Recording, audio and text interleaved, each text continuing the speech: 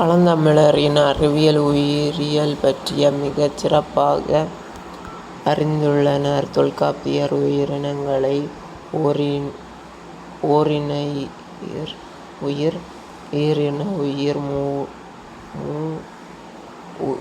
மூவறிவுயிர், நான்கறிவுயிர், ஐந்தறிவுயிர், ஆறறிவுயிர் எனப் பாகுபாடு செய்திருப்பது இன்றைய தாவரவியல் சிந்தனைகளுக்கு முன்னோடியாக உள்ளது. தொல்காப்பியர் உயிரியல் சிந்தனை 6 வகையான உயிரினங்களுக்கு சான்றுகளையும் தொல்காப்பியர் தந்துள்ளார். ஆறறிவுயிர் தொடுதல் உணர்வுடைய தொட்டாச் சிணுங்கி புல் போன்றவையாகும். இரண்டறிவுடையவை தொடுதல் உணர்வுடன் நாவினால் சுவைத்தல் உடையவை. இவை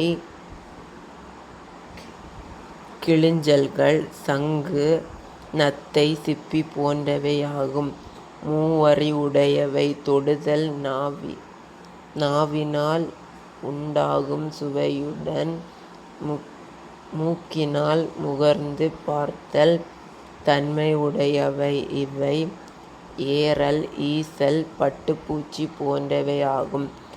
இவை பிற ஓசைப்பட்டாலும் இடம் நகராதவை என்றால் இவற்றிற்கு செவி இல்லை என்று தொல்காப்பிய இலக்கண நூலில் உரையாசிரியர் பேராசிரியர் விளக்கம் தந்துள்ளது. அவரது நுண்ணறிவை காட்டுகிறது. நான்கறிவுடைய உயிர்கள் தொடுதல், நாவின் சுவை, மூக்கால் உணர்தல், கண்ணால் காணுதல் பண்புள்ளவை. சான்று வண்டு, குளவி போன்ற இனங்களில்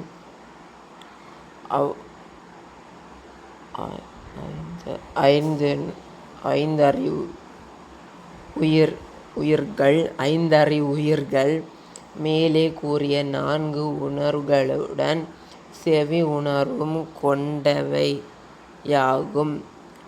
அவை விலங்குகள், பறவைகள், மீன்கள், முதலைகள், ஆமைகள் போன்றவையாகும். மேற்கூறிய இந்த 5ுடன் மனம் என ஒன்றுபட்டு சிந்திக்கின்ற அறிவு பெற்றவர்களே தொல்காப்பியர் ஆறறிவுடையவர் மனிதர் என வகைப்படுத்தியிருக்கிறார்.